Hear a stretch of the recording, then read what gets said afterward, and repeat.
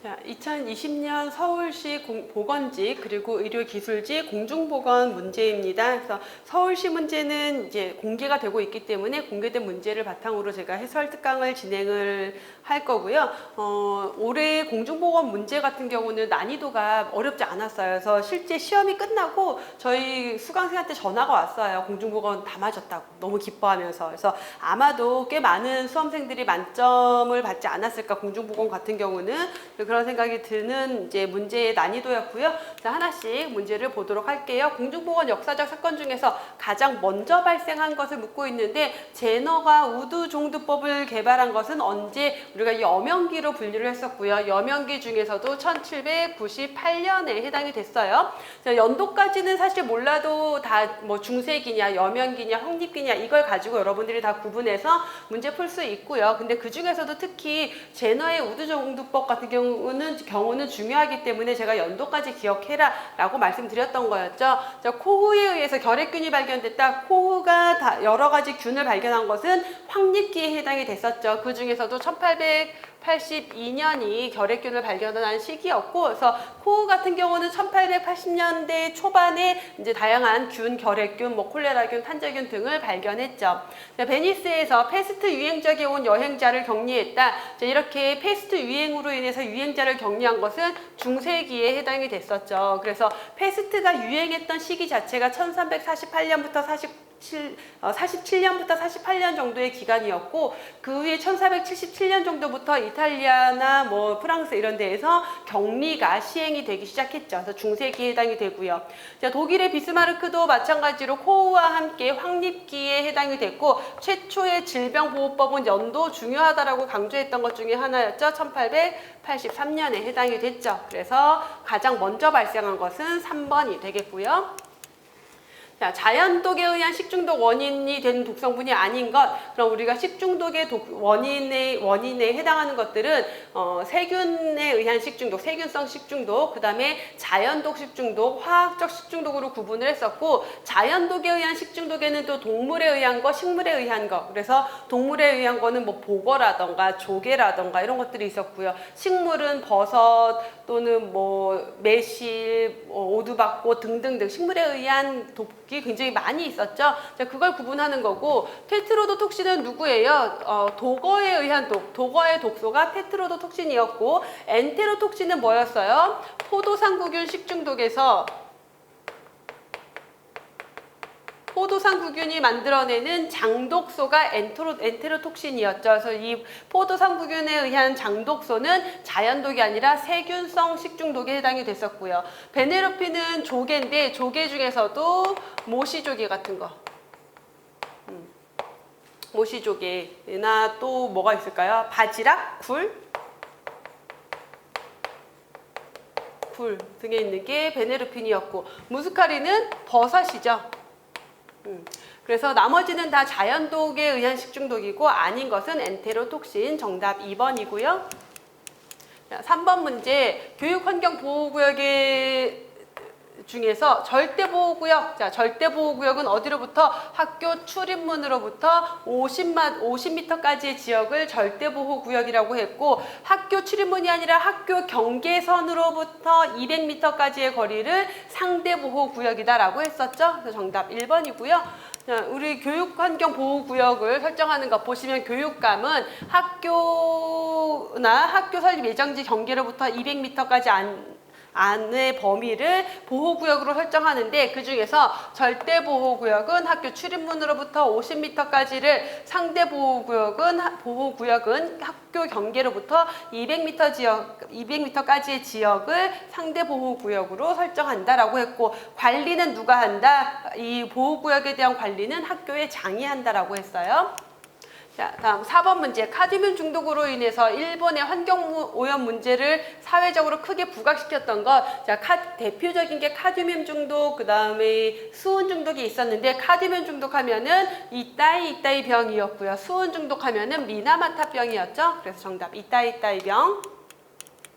자, 그 연간 근로시간 수 분의 근로손실일수 곱하기 1000. 그래서 연간 1000 근로시간당 근로손실 일수를 보는 것은 뭐다? 강도율이다. 그래서 우리 산업재해 지표에서 가장 중요한 세 가지 건수율, 강도율, 도수율이 있었고 그 중에서 강도율은 근로시간당 근로손실 일수로 보는 것. 자, 건수율은 근로자 1000명당 재해 발생 건수를 보는 것. 도수율은 연간 100만 근로시간당 재해 발생 건수를 보는 것이었죠. 그래서 요 우리 지표들 중에서 지표가 여러 가지가 있지만 그 중에서 요 세 가지가 가장 중요하다. 제가 항상 강조드렸던 것 중에 하나죠. 그래서 건수율, 도수율, 강도율. 강도율은 연간 작업시간 1000 작업시간당 근로손실 일수로 보는 것이죠. 자, 다음 사회보험에 대한 설명. 자, 사회보장 우리 마지막 파트 10에서 나온 거죠. 사회보험에 대한 설명으로 가장 옳은 것을 고르는 건데, 자, 사회보험의 보험료는 지불 능력에 따라 부과한다. 그래서 능력에 비례해서 차등 부과한다라고 했던 것. 자, 보험료는 지불 능력에 따라 다르게 부과하는 거고, 주로 저소득층을 대상으로 한다. 자, 주로 저소득층을 대상으로 하는 것은 보험이 아니라 의료급여. 그래서 의료급여로 하면 안 되겠죠. 사회보험이니까 공공부조가 저소득층을 대상으로 하고요. 자, 가입은 임의가입이 아니라 사회보험은 항상 강제가입이다 라고 했고요. 자, 급여는 보험료 부담 수준에 따라 차등적으로 제공한다. 자, 보험료는 차등 부과하지만 보험급여는 어떻게 한다? 균등급여. 그래서 보험료는 차등 부과, 그다음에 급여는 균등급여라고 했어요. 그래서 정답은 1번이죠.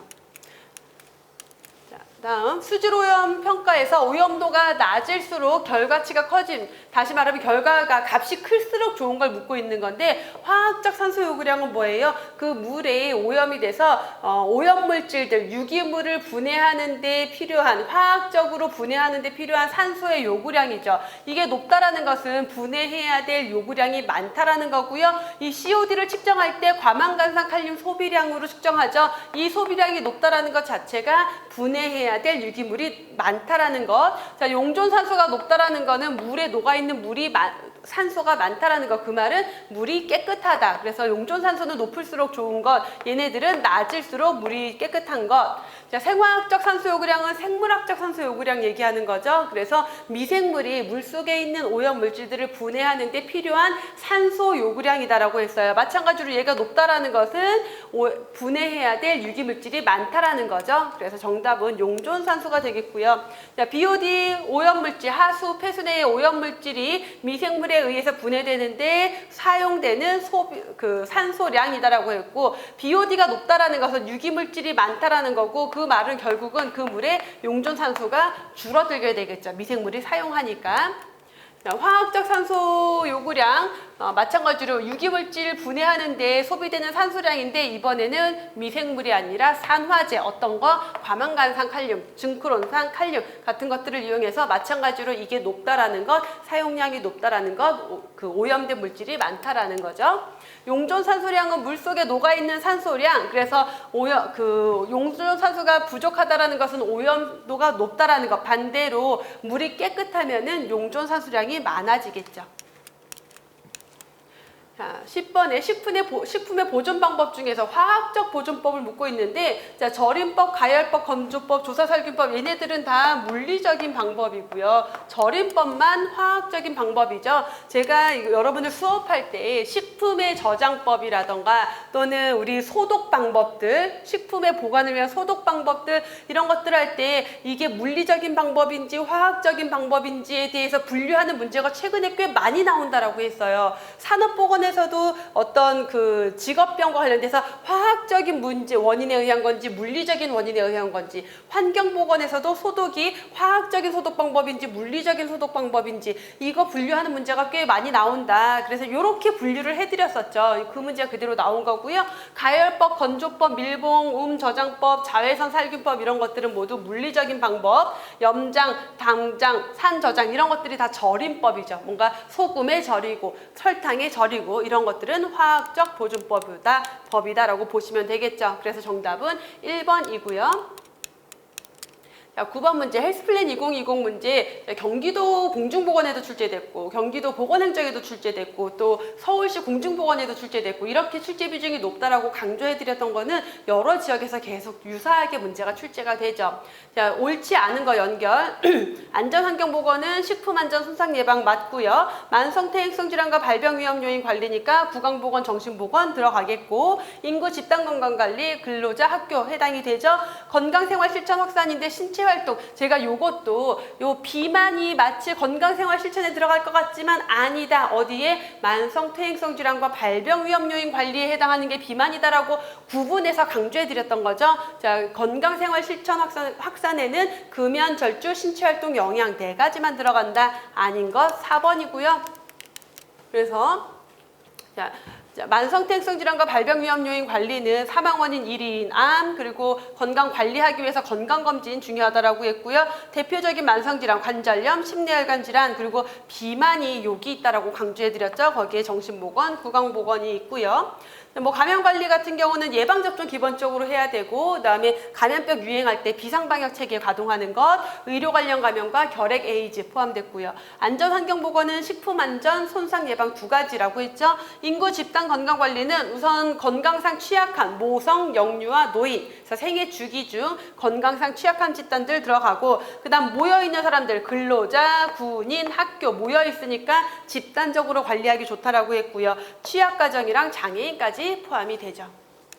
자, 다음에 10번 문제 표본 추출 방법 묻고 있는데요. 1년번호를 준 다음에 간격을 정한대요. 그리고 첫 번째 표본을 뽑은 다음에 그 다음에 간격에 따라서 뽑는 것 간단하게 계통추출법 찾을 수 있는 방법 문제였죠. 그래서 표본 추출 방법 중에서도 확률 표본 추출 방법에는 단순 무작위 추출, 층화 임의 추출, 그 다음에 집락 추출, 계통 추출이 있었고 자, 계통 추출은 이렇게 일정한 간격에 따라서 뽑는 게 계통 추출이다라고 했어요. 그래서 하나씩 조금만 더 설명을 해보고 가면은 단순 무작위 추출은 단순 무작위, 단순 임의 같은 표현이 자, 1년 번호를 부여한 다음에 난수표나 컴퓨터를 이용해서 말 그대로 무작위로 뽑는 게 단순 무작위고 층화 무작위 추출은 모집단 전체를 단순하게 무작위로 뽑는 게 아니라 남자와 여자 또는 뭐 60대, 70대, 뭐 80대 이런 식으로 나눈 다음에 각각의 층에서 각각의 집단에서 뽑는 것은 층화 무작위 추출. 계통 추출은 간격을 정한 다음에 그 간격만큼 이렇게 더해서 뽑는 것. 그래서 1번, 2번, 3번, 4번, 5번 이런 식으로 100명의 모집단이 있다라고 했을 때 내가 20명의 표본을 뽑을 거고 간격을 5라고 정했다라고 하면은 1부터 5 사이에서 무작위로 하나를 뽑았어요. 자, 2번을 뽑았다라고 치면은 여기에 간격을 더한다. 더하기 5해서 다음에는 7번. 그다음에 7번을 또 뽑은 다음에 7번에다가 더하기 5번에서 12번. 그래서 2번, 7번, 12번 이렇게 일정한 간격으로 뽑는 것을 계통추출법이라고 했고요. 집락표본 추출은 이렇게 모집단에게 1년 번호를 나열하기 어려울 때 그냥 전체 집단을 통째로 인구 집단을 통째로 뽑는 법. 예를 들면 뭐 중학교 학생들을 대상으로 어떤 표본을 뽑고 싶다라고 했을 때 서울시에 있는 여러 중학교 중에서 무작위로 5개의 중학교를 뽑고 그 5개의 중학교에서 각 학급의 1학년 1반, 2학년 1반, 3학년 1반을 통째로 표본으로 뽑아내는 것 이런 방법을 집락표본 추출이라고 했죠. 자, 11번 기후변화의 원인이 되는 온실가스 중에서 배출량이 가장 많은 건 뭐라 그랬어요? 자, 온실가스의 가장 중요한 원인, 가장 기여를 많이 하고 있는 게 이산화탄소다. 이 이산화탄소 하나 자체가 미치는 영향은 크지 않지만 배출량이 압도적으로 많기 때문에 얘가 가장 큰 주범이다라고 했었죠. 그래서 지구온난화 관련돼서 봤을 때 특히 이산화탄소가 가장 많이 기여를 하고 있다라고 했고요. 온실가스의 지구온난화 지수 보면은 온난화 지수가 이산화탄소는 1, 6, 불어항은 23,900이에요. 이렇게 가장 낮지만 영향은 가장 낮지만 배출량이 압도적으로 많기 때문에 이산화탄소가 가장 큰 기여 물질이 되고 있다라고 했죠. 자, 12번 모자보건 대상에 대한 정의로 가장 옳지 않은 것을 묻고 있는데 자, 영유아란 출생 후 6년 미만의 사람을 말한다. 자, 출생 후 1년까지는 영아, 1년부터 6년까지는 유아, 합쳐서 영유아라고 했고요. 자, 모성은 임산부와 가임기 여성을 말하고요. 임산부란 임신 중에 있거나 분만 후 6개월 미만의 여성을 말한다. 신생아란 영아 중에서도 여기 4주 이내의 아이들을 신생아, 그래서 4주 또는 28일이라고 보면 되겠죠. 정답은 3번이고요. 13번 문제, 프리시드 프로시드 모델에서 유병률, 사망률, 건강 문제를 규명한다. 자, 건강 문제가 뭔지를 확인하고 그걸 규명한다라는 것은 언제 한다? 자, 우리 프리시드 프로시드 모델 할 때 제일 첫 번째 단계, 1단계가 뭐다? 사회적 진단, 사회적 사정 단계다. 사회적 진단 단계에서는 뭘 한다라고 했어요? 삶의 질, 그 지역의 삶의 질 수준을 확인하고, 두 번째 단계가 역학적 진단 단계라고 했고, 역학적 진단 단계에서 뭘 한다? 자, 1단계에서 얘기한 확인한 삶의 질 수준에 영향을 미치는 건강 문제가 뭔지를 찾아낸다라고 했어요. 그래서 역학적 진단이 되겠고요. 자, 보시면은 1단계 사회적 진단 단계에서는 삶의 질 수준을 확인한 다음에 2단계에서는 이 삶의 질에 영향을 주는 건강 문제가 무엇인지를 확인을 하고, 그 건강 문제에 영향을 주는 행동적인 요인, 환경적인 요인들이 무엇인지를 확인하는 게 2단계에서 이루어진다라고 했죠. 그래서 정답은 2번이 되겠고요. 14번 연구 기법에 대해서 나왔는데, 연구 시작 시점에서 폐암에 이완되지 않은 사람들을 대상으로, 다시 말하면 건강한 사람을 대상으로 흡연자랑 비흡연자, 노출군과 비노출군을 나눠서 20년 동안 추적 조사를 했대요. 전형적 코호트 연구에 대한 설명이죠. 그래서 코호트 연구는 기본적으로 연구 대상을 노출군과 비노출군으로 나눈 다음에 이 사람들을 이후에 추적 관찰을 해서 질병 발생률을 비교하는 것, 코호트 연구라고 했고요. 이러한 기법이 전향적 코호트 연구고, 환자 대조군 연구는 어떻게 해요? 애초에 질병에 걸린 폐암 환자를 아예 모아서 환자군을 만들고, 이 환자들과 비교하기에 적절한 연령대, 성별 이런 특성을 가진 대조군을 선택한 다음에 이들의 과거 어떤 위험 요인의 노출 정도를 조사해서 비교하는 게 환자 대조군 연구였어요. 자, 단면 연구는 어떻게 했어요? 단면 연구는 일정 시점 또 짧은 기간에 인구 집단을 대상으로 질병이 있는지 없는지, 어떤 요인에 노출이 됐는지 안 됐는지를 동시에 조사하는 방법이고요. 자, 후양적 코호트 연구는 노출군, 비노출군으로 나누는 건 똑같은데, 이렇게 추적 관찰하는 게 아니라 이들의 과거 기록을 조사해서 질병 발생 여부를 비교하는 방법이다. 그래서 과거를 조사하면 후양적, 미래로 추적 관찰하면은 전향적이다라고 했죠. 정답은 1번. 자, 다음 15번 문제. 고혈압으로 인한 뇌졸중 발생의 상대 위험도를 보기에서 구한 것 묻고 있는데, 상대 위험도니까 비교 위험도, 상대 위험도 구하라는 거고요. 자, 비교 위험도는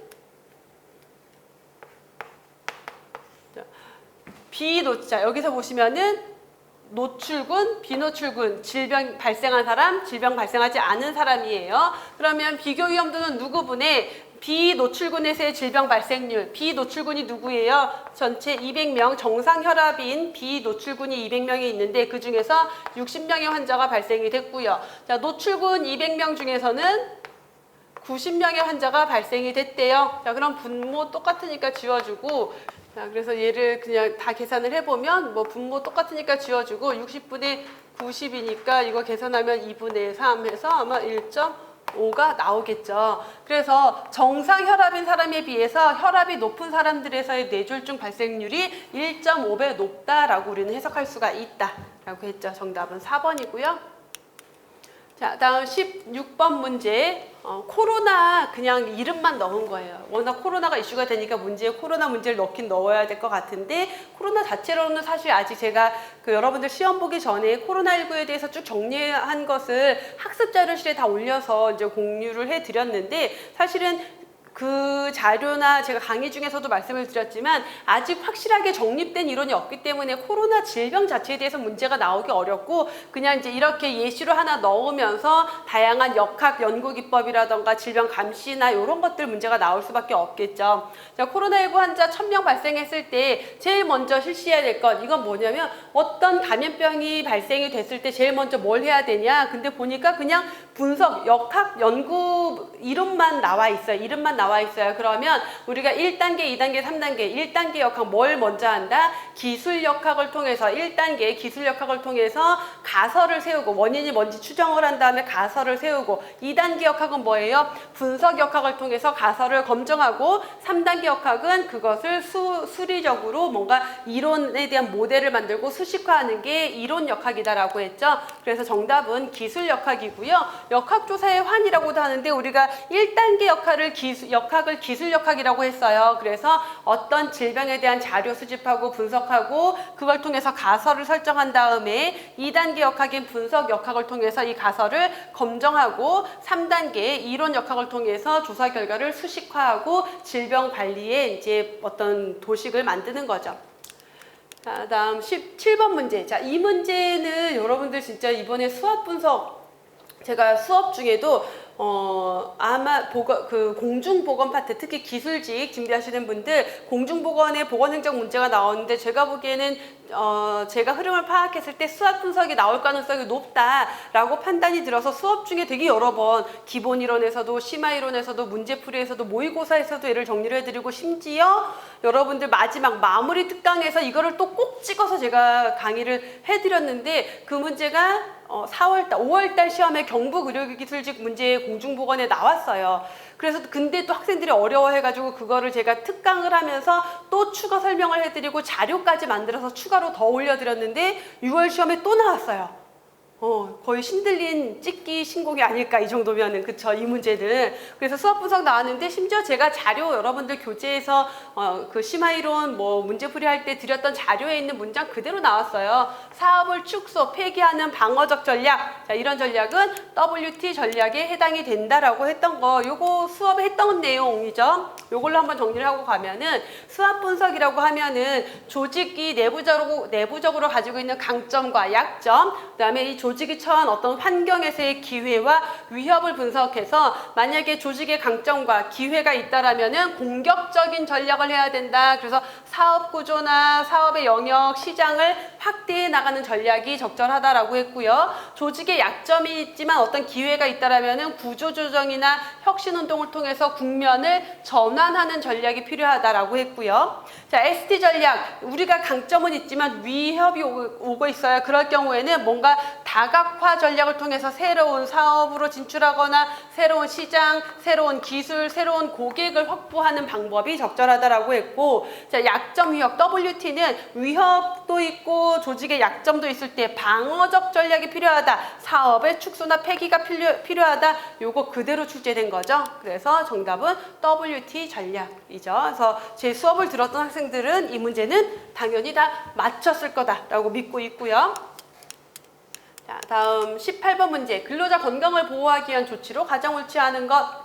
근로기준법 등에 따라서 취직 인허증을 지니지 않은 15세 미만 근로자는 근로자로 사용하지 못한다. 그래서 기본적으로 15세 미만은 근로자로 사용하지 못하는데 다만 취직 인허증을 가지고 있는 경우에는 가능하다라고 우리 법에 대한 거 정리했던 내용에 있었죠. 임산부를 위한 사용금지 직종을 규정하고 있다. 그래서 어떤 유해물질을 취급하거나 그런 직종은 임산부를 사용하면 안 된다라고 했고요. 근로의욕과 생산성을 위해서 근로자를 적재적소에 배치한다. 자, 이거는 법에서 명시하고 있는 게 아니라 너무나 그냥 일반적인 내용인 거죠. 근로의욕, 생산성을 높이려면은 그 근로자가 적절한 곳에 배치되고 일을 해야 되겠고요.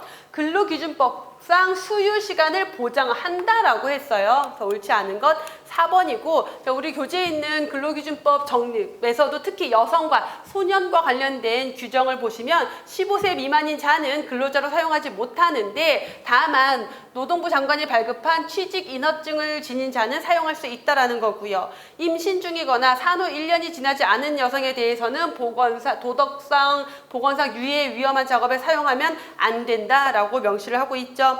자, 그리고 1년, 생후 1년 미만의 유아를 가진 여성 근로자 같은 경우는 청구하면 하루 2회 각 30분 이상의 유급 수유 시간을 주어야 한다라고 명시되어 있죠. 그래서 정답은 4번이 문제였고요. 자, 19번 문제. 레벨과 클락의 질병의 자연성 5단계 그 중에서 불연성 감염기에 해당하는 예방조치. 자, 우리가 자연성 5단계는 비병원성기, 초기 병원성기, 불연성 질병기, 현성 질병기, 회복기로 진행이 됐고요. 자, 비병원성기 질병에 걸리지 않고 아무 문제가 없을 때는 건강 증진 활동이 필요하고, 초기 병원성기에는 이런 예방접종 같은 거 초기 병원성기로 들어가야 되겠고요. 자, 그 다음에 세 번째 단계인 불연성 질병기에는 요 조기 진단, 조기 치료, 아직 증상이 없는 단계이기 때문에 조기에 진단하고 치료하는 게 필요하고, 이미 증상이 나타난 현성 질병기 라고 하면은 그 악화 방지를 위한 적극적인 치료가 필요하겠고, 회복기에는 재활 및 사회 복귀가 필요하죠. 정답은 2번이 되겠고요. 그래서 이 표 안에서 그대로 나온 거죠. 비병원성기에는 건강 증진을, 초기 병원성기에는 특수 예방 접종 같은 거, 불연성 질병기는 조기 검진, 조기 발견, 조기 치료, 조기 진단 이런 것들, 현성 질병기에는 악화 방지를 위한 치료, 회복기에는 재활, 사회생활 복귀 등이 들어가죠. 자, 20번 문제 보실게요. 다음과 같은 인구 구조를 가진 지역사회에서 노년 부양비를 구하래요. 그럼 우리가 부양비 구하는 공식이 총 부양비는 생산층 인구분의 유년 인구 더하기 노년 인구. 이제 노년 부양비는 어떻게 구해졌어요? 생산층 인구분의 노년 인구. 여기에서 0에서 14세, 그러니까 15세 미만 인구는 유년 인구라고 했고요. 15세에서 64세 사이의 인구를 생산층 인구라고 했고요. 65세 이상의 인구를 노년 인구라고 했죠. 그래서 생산 인구가 총 600명이랑 400명이니까 1000명분의 노년 인구는 150명이네요. 자, 곱하기 100을 해서 얼마가 돼요? 이렇게 하면은 15%로 나오겠죠. 정답은 3번. 그래서 15도. 이 말은 무슨 말이냐면은 생산층 인구 100명이 노인 15명을 부양을 해야 된다라는 개념으로 설명할 수가 있는 거죠. 그래서 정답은 3번까지 해서 서울시 공중보건 문제를 모두 풀어봤고요. 자, 문제가 그렇게 난이도가 높지 않기 때문에 이럴 때는 오히려 공부를 충분히 한 학생들이 실수만 하지 않는다면은 정말 만점을 받을 수 있는데, 여기에서 뭔가 여러분들이 내가 뭔가 틀렸다라는 건 사실 실수였을 거예요. 그래서 실수를 하지 않는 게 시험에 합격하기 위해서 정말 중요하다. 이렇게 특히나 난이도가 어렵지 않을 때는 더더욱 그렇죠. 그래서 여기까지 해서 서울시 공중보건 문제에 대한 해설을 마무리하도록 하고요. 자, 여러분들이 이번 시험에서 꼭 합격하시길 진심으로 기원하겠습니다. 여러분 수고하셨습니다.